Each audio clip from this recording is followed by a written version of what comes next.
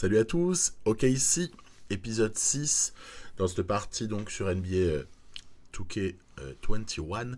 On va avancer la saison régulière 2022-2023, la troisième de cette partie, après avoir géré l'intersaison, en sortant évidemment d'une surprise absolue, puisque en playoff, le Thunder est allé comme ça chercher la timbale et se retrouve dans une situation assez imprévisible, avec quand même pas mal de petites questions salariales à gérer, notamment les re-signatures éventuelles de Shai Gilgeous-Alexander et de Justice Winslow.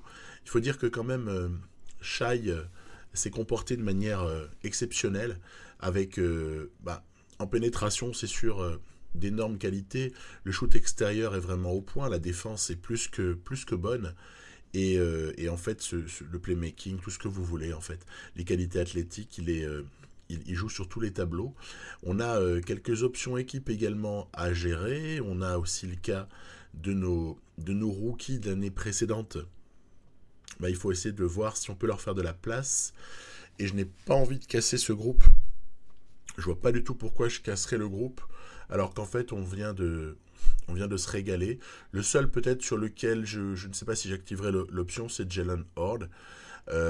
Ensuite, au moment des retraites de joueurs, on se souvient de J.R. Smith qui nous avait rapporté un petit peu de son mentorat. Il prend sa retraite.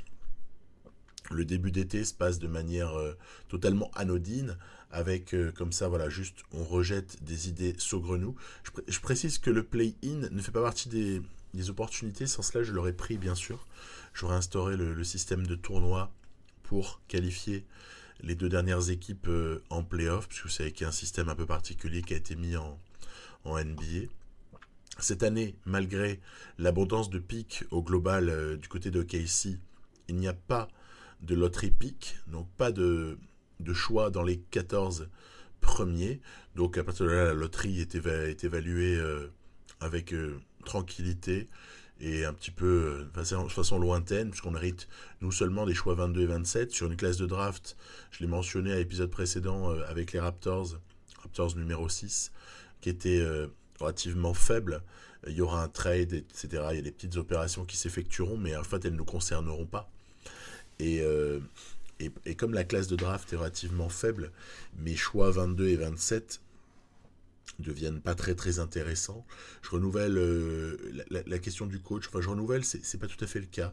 En fait, je reprends Billy Donovan parce que en fait, le vrai coach du Thunder cette année qui fait des merveilles, écoutez, il n'existe pas. Donc, je pense qu'à ces jours, je me le créerai. Je modifierai l'image, je modifierai ce qu'il faudra pour essayer de prendre ce coach qui est vraiment exceptionnel de par les résultats qu'on voit, en tout cas très intéressant. Allez, restons calmes. D'après les résultats qu'on voit avec le Thunder cette année RL, où l'équipe est quand même pas très forte, il y a souvent des absents, et pour autant c'est aller chercher des prolongations contre les Lakers, ça fait des matchs fabuleux à des moments, donc honneur à eux. Et comme donc j'ai pas de style possible, comme je disais, parce que la classe de draft est très faible excepté les 15 meilleurs, je vais comme ça, donc il n'y a pas de Kunnert, ni même de Kuminga à aller chercher comme ça dans ces places-là. Je vais échanger mes pics. Cette classe ne m'inspirait pas. En revanche, celle de l'année suivante s'annonce fabuleuse, avec LeBron James Jr., avec Enya Warima, etc. Voilà. Ensuite, sur les options joueurs, comme je le disais, Jalen Horde, en vertu de la place que j'ai à lui faire dans l'équipe, l'option, je ne vais pas la lever. Je ne vais pas non plus lever les options de Horford et Dwight Howard, mais c'est pas pour les abandonner au bord du chemin, c'est au contraire pour les conserver, mais les re-signer à un meilleur tarif. On voit qu'il y a quelques free agents de renom comme Kevin Durant, James Harden, Kyrie Irving. En fait, les Nets peuvent exploser en vol, ce ne sera pas le cas. Tout le monde re-signera pour reformer ce Big Three du côté des Nets, donc ils resteront des adversaires qu'on va surveiller de près, puisqu'on les avait tapés en finale NBA l'année d'avant. La qualifying sur Shai Gilgeous-Alexander, oui, parce qu'il est arrivé au bout de son contrat rookie. Je n'avais pas l'opportunité de le prolonger dès l'été précédent, donc je ne l'ai pas fait. Je ne pouvais pas le faire. En revanche, on va lui donner strictement ce qu'il demande. Je n'ai même pas cherché à négocier. Je lui donne strictement ce qu'il demande. On lui donne un chèque en blanc à Shai Gilgeous-Alexander, tellement il est fort et tellement il est la tête de notre projet. Sur Justice Winslow, honnêtement, je prolonge aussi. Parce que il a des qualités qui se voient pas trop dans les stats. Alors vous voyez, ça va bloquer une première fois à 4,75 en fixe sur 4+1. Mais on va repartir au combat. En fait, ça se joue à très très peu. On va lui donner 15 sur 4 ans avec une petite option de joueur sur la cinquième. Euh, Justice Winslow, c'est le type de joueur qu'on remarque pas trop. Et puis qui en fait est d'une équipe à gagner. En tout cas, c'est comme ça que je vois les choses sur l'alchimie collective de cette équipe du Thunder dans ma partie là.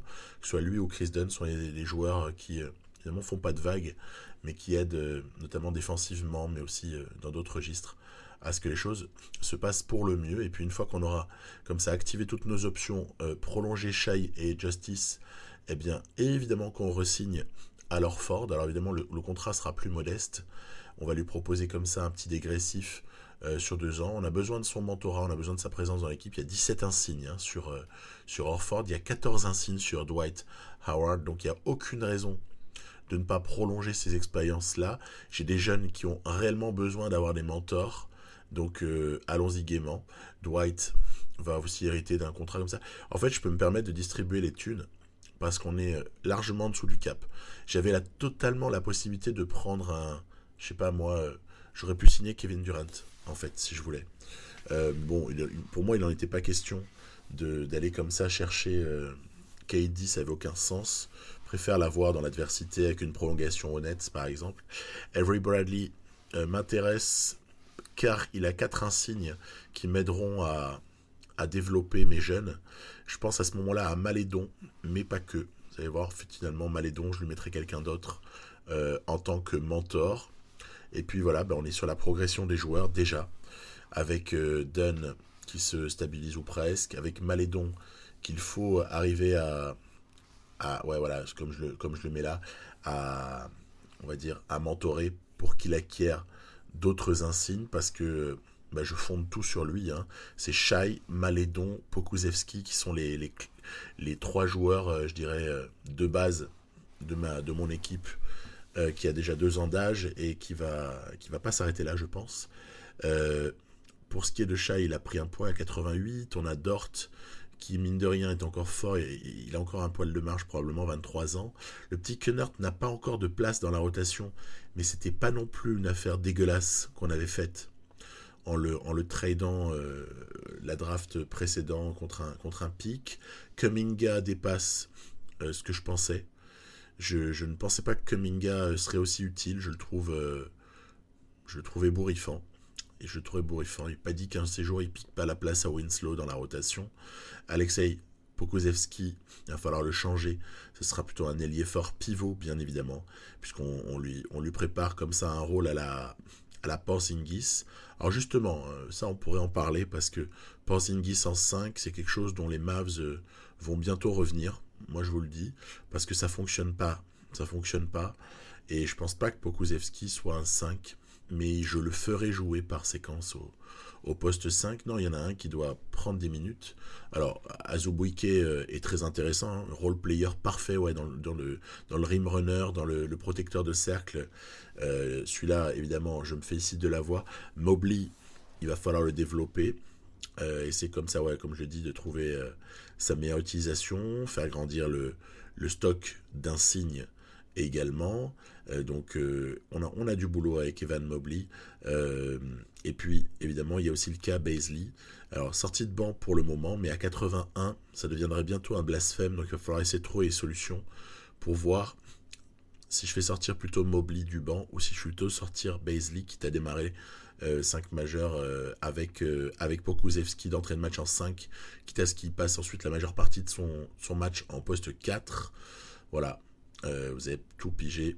Plafond semble atteint pour Bazley. C'est juste la petite déception, c'est que son polygone il est quand même pas exceptionnel, mais ce qu'il apporte honnêtement est énorme, et les qualités athlétiques là aussi rattrapent, je pense, en partie les toutes petites lacunes défensives. On passe ensuite au camp d'entraînement. On a un très bon préparateur physique, ce qui fait qu'on en a 3 des camps d'entraînement. On va évidemment investir sur les types que je vous ai cités. Défense intérieure pour Pokusevski, pour essayer d'en faire mieux qu'un Porzingis. Arrière polyvalent sur Théo Malédon, qui a encore à parfaire un certain nombre de ses notes. On va essayer de le faire progresser, Théo. Puis évidemment, qualité athlétique sur Shai Gilgeous-Alexander. Pourquoi? Parce que je veux prévenir une éventuelle blessure. S'il se blesse, il perdra des qualités athlétiques, donc je lui en fais gagner préventivement, étant donné que je ne veux pas tricher et utiliser potentiel inexploité et compagnie, vous m'avez compris, quoi. Voilà. On passe à la rotation, on est passé l'année suivante. Je vais démarrer avec Mobley dans le 5. Ok? C'est pas dit que ça se prolonge indéfiniment. Donc je démarre avec Mobley dans le 5. Ce que je vous dis, c'est que du coup, forcément, Bazley est en sortie de banc. Et ça, quelque part, il faut arriver à l'assumer. Je suis à deux doigts de ne pas l'assumer, d'avoir fait sortir du banc Bazley qui mériterait peut-être une place dans le 5. Donc voilà, c'est juste le truc à voir. Après, pour le reste, on est sur le prolongement, je dirais, de l'année précédente. C'est-à-dire qu'on a un très fort banc. En fait, quand vous avez comme ça 80, 80, 81, 82 sorties de banc, c'est très très fort. Et le 5 majeur, évidemment, emmené par Shai Gilgeous-Alexander. On modifie quelques tout petits réglages. On remet nos petites priorités parce qu'elles ont sauté avec les fins de contrat ou ceci et cela, ou alors changement de coach, excusez-moi. C'est avec le changement de coach que les priorités, il faut tout remettre en fait. Donc on continue à baser notre jeu sur un truc pas du tout original, c'est le pick and roll. On va bien sûr mettre de l'intensité physique maximale sur la défense, pas de focus défensif particulier puisque il faut être présent de partout, pas davantage la ligne à 3 points que par exemple le secteur intérieur. On est toujours sur de l'entraînement équilibré. On a également au niveau de l'entraînement individuel les choses qui sont déjà réglées plus ou moins, c'est-à-dire que tout le monde a ce qu'il doit avoir, à savoir une spécialisation ou bien parfois une polyvalence, ça dépend un petit peu des cas. Je vais juste faire gaffe aux intensités étant donné que certains ne joueront pas et certains jouent plus. Kunnert ne joue pas, donc il s'entraîne à bloc, mais peut-être que son heure va venir dans pas longtemps, et Azubuike doit pas être blessé, donc il faut faire gaffe. Après le mentorat, je vous avais dit finalement, j'ai trouvé un mentor encore un petit peu plus efficace pour Théo Malédon, c'est Chris Dunn. Du coup, Avery Bradley, il ira mentorer quelqu'un d'autre. On va voir ça dans un instant. Mobley est mentoré par Dwight Howard, ça c'est de la balle, parce qu'en fait ça va lui apporter des insignes gratuitement entre guillemets. Donc Dwight Howard pour Mobley. Alors Ford va s'occuper de mentorer Alexei Pokusevski, essayer de lui apporter des qualités, vous voyez, leader défensif, déménageur, muraille au poste, des trucs qu'il n'a pas par défaut, quoi. Donc pour en faire encore une fois une tour un peu plus dangereuse défensivement, c'est Kuminga qui va être mentoré par Avery Bradley sur des qualités essentiellement défensives et de catch and shoot, et ainsi on va pouvoir démarrer notre saison enfin, et ça démarre contre les Kings. C'est une réception des Sacramento Kings, toujours dangereux, toujours vérifier, surtout quand il y a eu comme ça une dizaine de jours sans jouer le moindre match. Vous voyez Bagley en 5, Haliburton est enfin titulaire, ça a bougé, Hill est parti, j'ai zappé la cérémonie des bagues, je la garde en archive, mais bon, on va pas se pignoler avec ça, ce qui compte c'est la suite. Allez, c'est parti, match, donc réception de Sacramento, faire attention aux qualités offensives de Jabari Parker, attention aux qualités offensives aussi, de Marvin Bagley qui se signale dès le départ. L'adresse, ça n'est pas ça en ce tout début de match, on n'a pas la réussite au shoot externe, même si on se crée les situations, et puis en plus ça se paye toujours cash avec le jeu. Bagley ici nous le rappelle. Allez, De'Aaron Fox pour Parker, mouvement de Fox vers le cercle, très très bon mouvement. Et on est plutôt passif et on subit comme ça quelques petites situations, même si on commence à avoir quelqu'un qui va nous réveiller. C'est Malédon, il va nous réveiller, hop, il va aller à l'entre-deux avec Fox, il va arracher la balle, et derrière, il va trouver son compère brillant, Shai Gilgeous-Alexander, pour essayer de nous mettre un petit peu devant. On va comme ça progressivement s'installer un petit peu dans ce match et retrouver là de nouveau sur la contre-attaque Shai après une excellente défense de Kuminga ou Azubuike, je sais plus exactement. On va aussi faire capoter les tentatives adverses, toujours pareil, ça termine tranquillement au cercle. On a commencé à prendre le contrôle de ce match-là.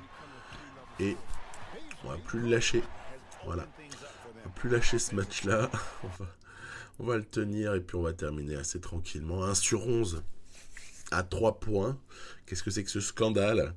Il semblerait que j'ai de nouveau un retour de maladresse assez imposant, quoi. Bon, tant pis, on va s'en accommoder. Les statistiques sont absolument dégueulasses pour ce qui est de notre 5 majeur. On avait 4 mecs sur 5 qui étaient en dessous des 10 points. Et pas qu'un peu. Donc, match pénible pour démarrer. Et puis dans la foulée, deuxième match que je joue. Après, on va en simuler un certain nombre. Deuxième match que je joue, on n'a pas vraiment le choix. C'est le remake des NBA Finals de la saison précédente. Est-ce que Irving, Harden et Durant vont venir comme ça nous terroriser d'ailleurs, vont nous terroriser depuis chez eux, puisque ça se passe sur le parquet des Nets. Ou est-ce qu'on a moyen de leur répondre? Est-ce qu'on va voir tout de suite? J'avais quand même envie de le tester, ça. Allez, c'est parti. Le petit Perry au poste 4. Dédé Jordan en 5. Pokusevski s'occupe de faire de la pub pour Mobile One. et nous, par contre, on a une certaine adresse assez rapidement. Malédon pour Azubuike. Shai qui ressort. On va poser un pic et hop, permettre à Shai de faire ce qu'il a à faire. En fait, c'est ça qui est assez incroyable avec Gilgeous Alexander, c'est qu'il fait à peu près ce qu'il veut quand il veut. S'il veut aller au cercle, il y va. S'il veut ajuster à 3 points, il le fait. Et s'il veut servir un camarade, il le fait également. Tout se passe comme dans un rêve, donc avec Shai Gilgeous-Alexander. Attention tout de même à Irving juste avant et à Kevin Durant, qui nous rappellent que eux aussi font un petit peu ce qu'ils veulent, à peu près quand ils veulent d'ailleurs. Mais voilà, les contre-attaques permettent au Thunder de prendre le contrôle de ce match, et la défense est toujours là. Voilà, là, c'était Azubuike après un bon travail de Bazley. Et on lâchera plus. En vérité, on lâchera plus malgré quelques très jolies séquences pour l'ami Irving notamment, qui a été pas mauvais, quasiment une flagrante sur Malédon, faut pas rigoler non plus. Le mec se fait complètement plaquer en l'air, faut réagir, messieurs les arbitres. Et non, tout ça pour dire en tout cas que cette fois-ci j'ai pris moins de shoot à 3 points, on fait 3 sur 7. On est plutôt content. Et puis on a surtout dominé, je dirais, au rebond notamment. On a dominé dans la rigueur aussi, sur les pertes de balles, etc. Donc voilà, ça revient vite. Harden, catastrophique. Et puis une marque déjà un petit peu plus sympathique. Et puis un extrapolé à 144. Bon, ça, on va pas non plus... on connaît les limites de l'extrapolation sur NBA 2K. C'est bien, c'est souvent pas mal, et puis ça peut être parfois aussi abusé. Voilà, donc pas non plus en faire des caisses. Tiens, une défaite vis-à-vis des Hawks, même si la saison démarre plutôt pas si mal que ça, à 4-1, maintenant 5-1. On a comme ça une série de matchs. Je vais avancer jusqu'à la grosse trentaine. On va avancer. Voilà, ce sont ensuite les Mavericks qu'on va battre de peu, 107-106. Ça s'est joué sur la dernière possession. J'ai fait le simcast en fait de tous ces matchs-là. Ensuite, Timberwolves pour confirmer une très très bonne série de départ là, puisque on est à 9-1. Les Bulls, les fameux Bulls, eh bien écoutez, si on se les proposait, voilà, j'ai eu envie d'aller défier les Bulls de Zach LaVine, Cade Cunningham et surtout Giannis Antetokounmpo, parce que quand même ça se rate pas. Donc qu'est-ce qu'en plus cette équipe peut peut receler comme difficulté quand on la joue. Au-delà de ça, est-ce que ça se passe bien quand il y a comme ça des joueurs qui ont besoin de la balle, hein, en fait. White en a besoin, Lavine en a besoin, Cunningham en a besoin, et Yanis, désolé, mais il en a besoin. Hein. Donc c'est assez rigolo. Voir un petit peu comment est-ce que les choses peuvent se passer. Donc j'étais assez excité de jouer cette équipe. Elle me plaît en plus, je la trouve assez merveilleuse. Je laisse ouvert Yanis Antetokounmpo à 3 points, je n'ai rien à faire en fait.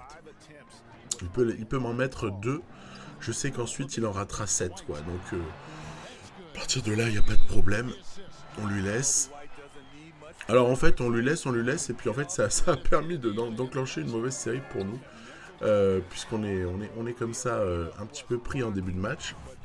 Pas grave. On va s'en sortir, toujours la confiance.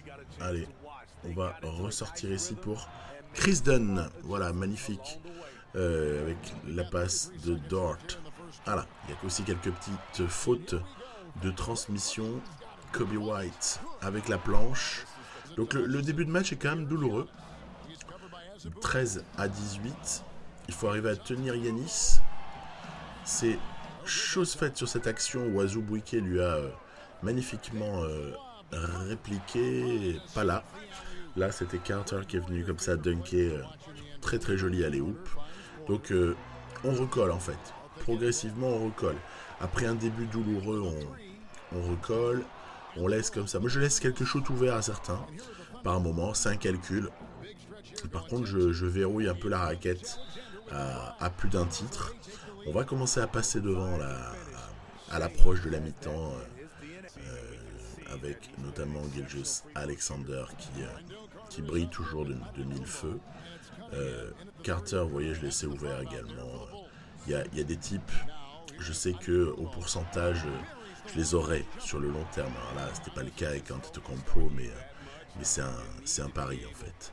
C'est un pari. En plus, nos pénétrations aboutissent. Voilà, ici, Chris Dunn and the foul. Donc, ça fait toujours du bien. La séquence suivante est une défense assez intéressante. Voilà, suivie d'une contre-attaque que nous aimons bien. Donc, Kuminga ici, hop là, qui vient déposer dans une forêt de bras des Bulls. 39-33 à présent. Malédon, c'est bouché, on ressort. Puisque c'est bouché, on va reconvoquer un pic. Et on va, hop, aller s'en occuper solo. Et c'est les séquences un peu indéfendables par l'IA. Non pas qu'elle soit géniale, loin de là. Hein. C'est juste qu'en fait, après, sur les pénétrations, dès lors qu'il y a eu un switch ou deux, l'IA, elle a du mal à contrer ça, en fait. Et c'est souvent qu'on se prend le N1, ou au moins on va chercher les lancers, ou tout ce genre de petites choses-là. Après, clairement, on est en contrôle de ce match, il reste 3 minutes, il faut juste faire gaffe, en fait. Il faut juste faire gaffe, verrouiller ici le rebond, bien penser à cela. Allez, qu'est-ce qu'on va faire? Hop là, on va shooter, non? Ah bah non. On va reconvoquer un pic, et c'est Chris Dunn, comme ça, qui va profiter d'une certaine largesse défensive in the paint de Kobe White. Derrière, Antetokounmpo essaiera de tenter un maximum de choses, mais ce sera un petit peu trop tard. Et ainsi, nous imposons face à cette équipe des Bulls. Alors, ce qui était intéressant, c'est, outre les victoires avec la manette, c'était de voir cette équipe des Bulls. Je la trouve sympa. Après, est-ce qu'elle est vraiment redoutable? Pas l'impression qu'elle le soit vraiment pour OKC, quoi. En revanche, oui, elle doit être pas si mauvaise. Il faudra voir les comptes à la fin. Là aussi, c'est pareil, en espérant qu'ils aient pas trop de blessés. Qu'est-ce qu'ils vont pouvoir opposer à l'Est aux différentes équipes de la partie? Ouais, Antetokounmpo a fait un chantier, mais j'ai envie de dire, oui, ok. Et alors? De toute façon, à partir du moment où il perd, c'est pas positif, quoi, tout simplement. 10 et 1, puis 11 et 1. Allez, on continue. Il faut avancer. Je veux voir ce que vaut cette équipe, finalement, lorsque je ne joue pas avec. Et pose aussi la question, honnêtement, de Mobley en 5. Est-ce que je laisse ou est-ce qu'on pense à autre chose, comme je disais un petit peu avant. Donc apparemment ça se passe pas si mal. Donc on va voir. Ce qui serait limite bien, ce serait d'avoir un petit blessé pour sentir un peu qui est important et ce qu'il faut pas faire et ce qu'il vaut mieux faire. Donc on va bien voir ça à un moment donné ou à un autre, non? Qui est indispensable. Donc allez, 13 janvier. Ah, ben voilà, il suffisait de l'appeler. Petite blessure pour Mobley. Ben, ça va être l'occasion de voir un petit peu la vie sans lui. Hein, donc, qu'est-ce qui se passe si par exemple on met que des minutes de pivot à Pokusevski? Qu'est-ce qui se passe si Bazley hérite de 33 minutes pendant ce temps-là? Qu'est-ce qui se passe si on décale Kuminga en 4 sur le reste du temps et qu'on maintient à Azubuike ses 15 minutes habituelles? Voilà, du coup, vous voyez que j'ai fait rentrer Kennard dans la rotation. Ben, c'est intéressant, puisqu'on est à 16-1 au début de l'expérience. Bon, ça commence par une victoire contre Miami. Voilà, les Spurs sont pas mal dans la partie. Il y a un moment donné où il faudra que je vous les montre. Donc, ensuite, défaite, justement, tiens, contre ces Spurs plus qu'intéressant. Les Mavs, dans la foulée, tiens, une défaite de plus. Ok. Qu'est-ce qui s'est passé? J'ai pas besoin d'en simuler 10 pour se rendre compte immédiatement du fait que dans un cas comme dans l'autre, la réussite a été moindre avec Pokusevski au poste 4. Donc, aussitôt, je me dis, tiens, et si on voyait les choses autrement, est-ce qu'on pourrait pas essayer de mettre finalement un certain retour à la normale, même si on laisse Mobley tranquille récupérer de sa blessure, mais par exemple, donner du temps à Azubuike. Vous voyez, comme je fais là. C'est-à-dire qu'Azubuike, on lui file environ 27 minutes, et puis du coup, je fais rentrer dans la danse Al Horford pour un petit complément de temps de jeu. Après tout, il est là, le vieux, et on a aussi le droit de l'utiliser. Pas dire qu'on soit sur une très bonne série, en fait, donc là, ça plaiderait en faveur du fait que Mobley est très très important pour nous. À voir encore la suite. Là, il y a 3 matchs pour terminer la semaine. Puis après, sûrement que Mobley va revenir. Voilà. Sa blessure a été courte. Hein. La blessure n'a pas duré 2 semaines, quasiment. Hein. Vous avez vu, de jour à jour. Ouais, si ça fait 2 semaines, mais bon. C'était marqué entre 2 et 4 semaines, donc on est vraiment heureux. Sur ce coup-là, on le récupère assez rapidement. On doit avoir un bon soigneur. Défaite aussi contre les Warriors. Donc, bon, est-ce que la série de matchs comporte quelques défaites parce qu'on a rencontré de bonnes équipes, ou est-ce que c'est tout simplement parce qu'en fait on était en sur-régime avant, ça se peut aussi, ou est-ce qu'il y avait un facteur absence de Mobley à voir. Shai, douleur au pied gauche. Qu'est-ce que ça peut bien donner? En tout cas, une victoire contre les Blazers. On simule et on perd contre les Clippers. Dans la foulée, ce sont les Pelicans. Ah bah tiens, attention aux Pelicans, j'allais dire, dans cette partie, on le sait. Parce que c'était notre adversaire en finale de conf. Bon, ça va. Ça s'est pas mal passé. Les Wolves ne sont pas ridicules. Hein. Faut dire que Edwards a pris 2 années, donc il est excellent. Russell et Towns n'ont jamais été mauvais. Donc à partir de là, c'est toujours intéressant. Une petite défaite du côté de Phoenix. C'est plutôt bien, ça offre une victoire aux Suns, à mes petits Suns. Donc on est plutôt quelque part, voilà, rassuré. 23-6 avant de s'imposer face aux Bucks. 24-6. 24-8. J'ai les yeux qui marchent plus. Bazley qui bat son record de saison, voilà, pour encore une fois jouer un mauvais tour aux Nets. Décidément, les Nets, ça se passe pas très bien avec nous. 25-8, 26-8, avant d'éventuellement affronter les Suns. Vous voyez, 25 et 8, ça veut dire qu'on a joué 33 matchs, 26 et 8 plutôt, 34 matchs. 34 matchs, avec quand même une domination de la ligue. Je vous montre pas le classement, parce que sinon ça spoil ce qui se passe pour les Suns, hein, qui sera ma vidéo prochaine sur NBA 2K. Mais ça se passe pas mal globalement. L'Ouest est très concurrentiel. Et puis ça peut être amusant de voir un petit peu au niveau statistique. Déjà, la répartition des minutes, ça va. Elle est correcte. J'aimerais tellement donner plus à Azubuike et Lugentort, hein. Mais en l'occurrence, là, je peux pas vraiment. Bazley, 14 et 6. C'est pas mal. C'est pas mal du tout. Dunn fait sa partie. Kuminga aussi. Bonne contribution. Celui qui finalement est en deçà de l'année précédente, c'est Gilgeous-Alexander. Mais à mon avis, c'est juste parce que il y a une meilleure répartition des ballons et qu'en fait, autour, ça a un peu progressé.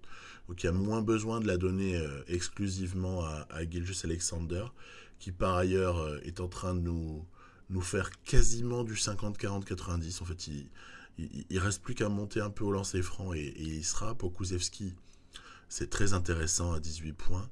Winslow est toujours solide dans son apport. Malédon, c'est peut-être en deçà de ce qu'on attendrait, mais ça, on va s'en accommoder. La saison n'est pas finie.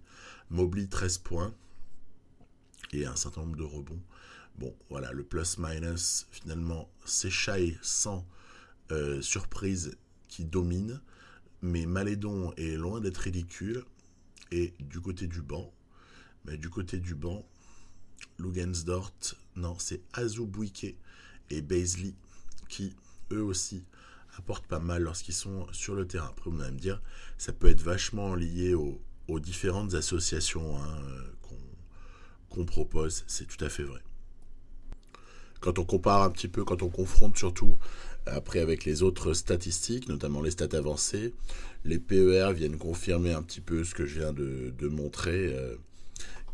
Par exemple, quand on regarde à la lumière des usage rates ou d'un certain nombre de petits détails comme ça qui peuvent parler, voilà, on est sur une tendance de toute façon où la vie est belle parce que l'entente équipe est très bonne.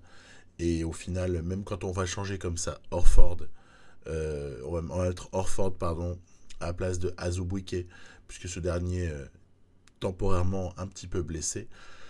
On va pas baisser de niveau de performance. Et tiens, dernier match que je veux vous proposer sur cet épisode-là, c'est un match du côté de Milwaukee qui a refondu totalement son équipe. Vous voyez, ça n'a plus rien à voir. Exit Joe Holiday, exit Middleton, exit Giannis Antetokounmpo. Tout le monde a mis les voiles et on se retrouve avec une équipe très très excitante.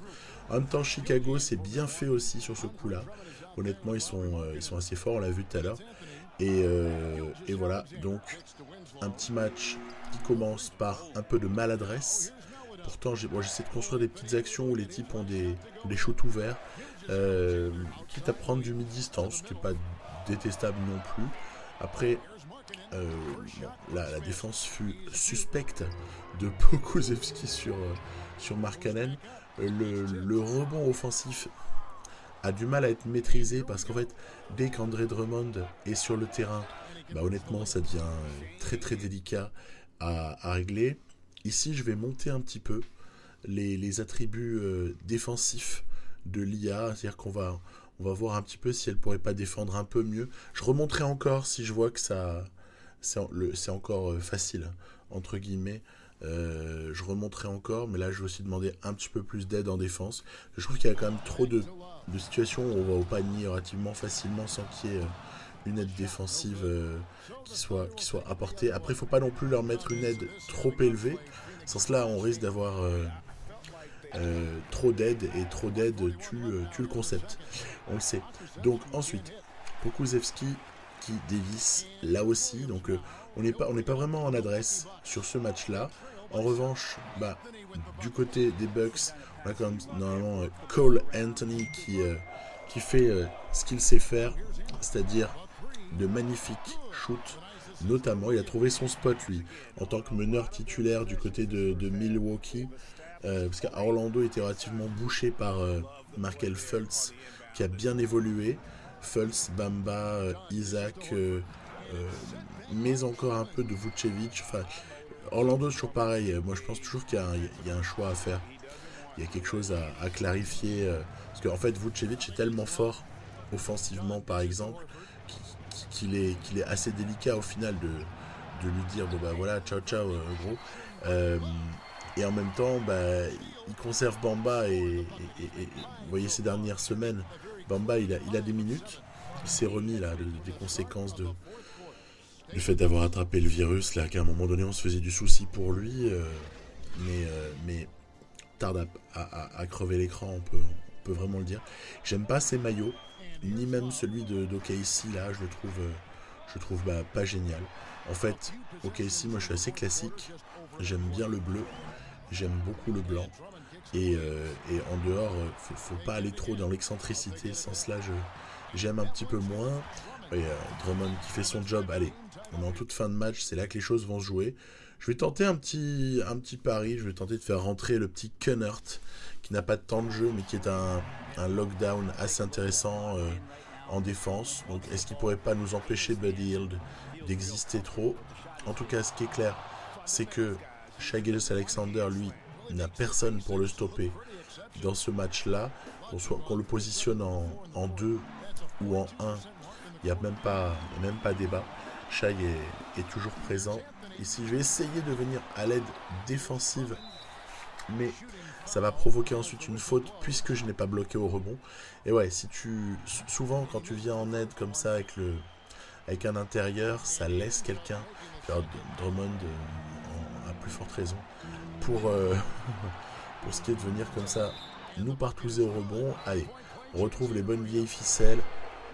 Le N1 pour Shai en pénétration, voilà, plus 4 qui pourrait être déterminant sur ce coup-là, qui va l'être, puisque les Bucks vont comme ça nous enchaîner encore une ou deux petites actions. Je vais un peu pêcher en défense, tout ça va terminer, évidemment tout ça va terminer au lancer franc, et sans encombre particulière, même si on se retrouvera quand même à devoir défendre un dernier shoot ici, mais qui n'était pas ouvert, donc pas de problème, on n'avait pas trop peur non plus. Victoire sur Milwaukee qui m'a fait bonne impression, je les aime bien, ils sont pas mal, bonne refonte d'équipe, il y a du vrai danger, et cette équipe n'est pas numéro 1 à l'Est par hasard, à ce stade-là, numéro 1 à l'Est.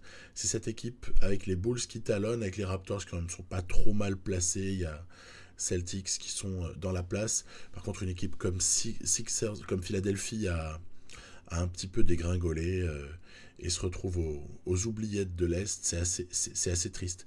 Voilà. Donc, bah, je vous dis à bientôt. Prochain épisode sur NBA 2K, ce sera du Suns dans quelques jours, où l'on découvrira enfin les classements à l'Ouest. Mais je pense que le classement en ce qui concerne le Thunder, vous l'avez à peu près tous deviné quand on a ce bilan-là.